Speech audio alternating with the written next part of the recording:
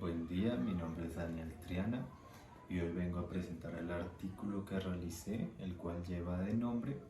la planeación o los planes de mejora para la siguiente década, la década de los 20 hacia adelante, y un fondo unitario tributario en Latinoamérica.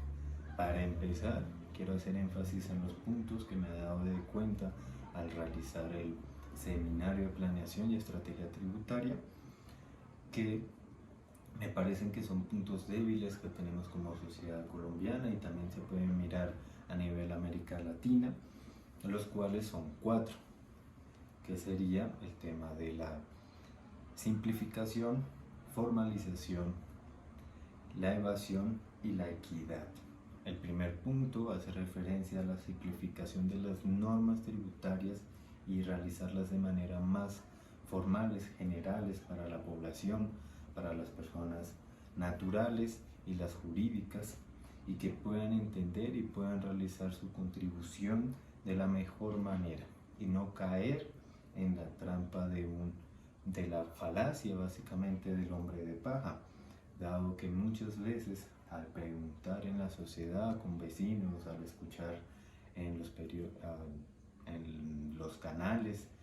o en los periódicos la palabra tributos, tributación, impuestos, IVA, eludir, evadir, lo único que entendemos como sociedad, o la mayor parte de la población lo único que entiende, es que es ese monto a pagar, que al final y al cabo eso termina llegando a los bolsillos de los políticos, al final y al cabo el robo de eso, y no genera ningún tipo de mejora a nivel sociedad. Ahora bien, esa sería la simplificación. El segundo punto va a la evasión. En el 2019 el DANE informó que el 35% del PIB fue básicamente perdido gracias a la evasión. Como defensor de los ciudadanos colombianos, hago referencia a que este punto termino excusando a esas personas que realizan la evasión, al menos a las pequeñas, a las MIPYMES o a las pequeñas y medianas empresas, y a los ciudadanos en general del país, que esta generación o esta evasión que se está generando va a mayor medida en el tema que no conocemos los tributos ni los beneficios que genera hacia las empresas como tal y hacia la sociedad también. El tercer punto hace referencia a la formalización, dado que el 48% de las personas activamente económicas, casi la mitad de la población que genera economía en este país, es informal, realiza economía informal. Esto hace referencia a lo mismo, que no encontramos un punto de información de qué son los tributos, de qué debo de tributar, qué no, y esto causa que no se realice y que estas personas o estos grupos o estas empresas, estos emprendedores, terminen en la informalidad por un desconocimiento más que evasión. Es importante que organizaciones gubernamentales hagan campañas para implementar que estas personas, estos grupos, entren a ser un número más a la población y a contribuir en una mejor sociedad. Por último está la equidad. Es un tema que viene básicamente en furor desde hace más de 20 años. El lograr generar un país lo más equitativo posible, dado que entramos en una guerra entre las personas de más altos recursos y las personas de más bajos recursos, o las empresas de más altos recursos y las empresas de menos recursos. ¿Por qué? Porque los de altos recursos podemos visualizar, observar, evidenciar que no terminen realizando la contribución que deberían hacer por el patrimonio, por las ganancias que tienen mes tras mes o trimestre tras mes o año tras año. Y esto tiene ese fundamento en que las personas o las empresas de bajos recursos que apenas están iniciando generen un rencor y dejen de atribuir o se nieguen a realizar esta atribución, dado que ven que no existe una equidad, que al final y al cabo estas empresas terminan eludiendo impuestos o haciendo favores debajo de la mesa, como se han visto reflejado en múltiples ocasiones, tanto en nuestro país como en países fronterizos. Y dada esa razón, si no se logra una equidad, no vamos a lograr una igualdad de condiciones. Claramente hay empresas como personas que generan más dinero a la población por diferentes motivos, pero hay que lograr una igualdad de condiciones para que las personas lleguen a ser equidad, al menos en el aspecto de los tributos. Dicho esto, hay un enfoque que quiero realizar y que lo dejé aparte y que va a todas estas medidas, a estos 4 puntos que mencioné, que es la educación. Sin educación en el tema tributario no podemos llegar a absolutamente nada y no vamos a poder generar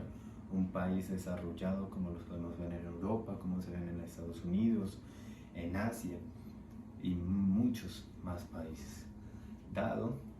que uniendo un tema que hay muy en furor, al menos en los últimos años, que es el de llegar a retribuir cada uno de los ciudadanos colombianos los impuestos, no se puede llegar a tomar esa medida o a ejecutarla de manera formal si no existe una educación de qué son los tributos. Como antes mencionaba, las personas al escuchar tributos, evasión, eludir, IVA, etc., no saben realmente qué causa, qué son, por qué se hace, por qué no se hace, qué debo de generar, qué patrimonio debo tener para poder tribuir, cuál no. Hay muchas preguntas que se deben de simplificar y que se deben generar. Se pueden realizar campañas a los grupos, como mencionaba, para formalizarlos y para que primero que todo se eduquen y así pueden tomar una decisión mucho más basada en el conocimiento y no desde el desconocimiento. Lo mismo se debe generar una reforma o una norma tanto a colegios privados y públicos como a las universidades de materias, temas tributarios para que las personas desde los más jóvenes, niños, niñas, adolescentes, adultos mayores puedan entender qué son los tributos y para qué son necesarios al país. Dicho eso, ahora bien, sí puedo mencionar cuáles son los planes de mejora que yo veo a largo plazo. El primero sería el tema de la publicidad en redes sociales. No se ha tocado y realmente ha sido un tema un poco tabú, si se puede decir, a nivel mundial. Las redes sociales, al final y al cabo, la publicidad que existe en ellas, en las redes más importantes, que básicamente son Facebook, YouTube, Google como tal, Instagram, etc., etc. La publicidad más grande viene de ellos y ya no existe tanta publicidad en los canales o medios tradicionales que ya todos conocemos. Los ratings de las novelas, de los realities, de las series que son expuestas en esos canales por televisión ya no son vistos ni siquiera en los mismos. Ahora toda la publicidad, tanto de grandes empresas cuando sacan un nuevo producto, una nueva aplicación, un nuevo videojuego, son formalizados o son publicitados en estas redes. Lo mismo a pequeños negocios, emprendimientos, restaurantes, domicilios y de muchísimas otras maneras. Además de incluir estas empresas, yo incluiría, a mi parecer, los influencers, los llamados influencers, que son personas que ya no son un grupito que son vistos por 100.000 personas, 200.000, 500.000, sino millones de millones de millones. Si podemos incluir a los TikTokers, que son personas muy vistas y que cada mes salen nuevos y nuevos y nuevos. Y en Colombia hay una alta demanda de estos influencers. Es importante señalarlos, dado que son un punto, a mi parecer, más que importante para poder atacar y generar nueva grabación de estos impuestos. El segundo punto va señalado a las ganancias o bueno, a la vía de compras en línea. Un punto muy importante que quiero mencionar y que quiero ejemplificar a este tema es la nueva aplicación que sacó Falabella hace unos meses y las normas que ha implementado a lo largo de los últimos 6 meses básicamente. Hace unos meses indicó que iba a cerrar varias de sus tiendas a nivel nacional, cosa que realizó, y paulatinamente va a ir cerrando cada vez más y va a dejar más que todo puntos claves en los centros comerciales más importantes y ya. Y ahora saca la nueva aplicación que es de mercado en línea, más que todo de ropa, como bien todos conocemos. Con esa aplicación y con las que todos ya tenemos a la vista cuando pensamos en ventas en línea, es importante reflejar que ya países como Francia realizan el 3% de estas ventas en línea, se queda con el 3% de sus tributos, y es más que prioritario poder atacarlos antes de generar algún tipo de colapso a nivel económico, dado que son empresas muy importantes de aplicaciones, tiendas online que generan muchísimos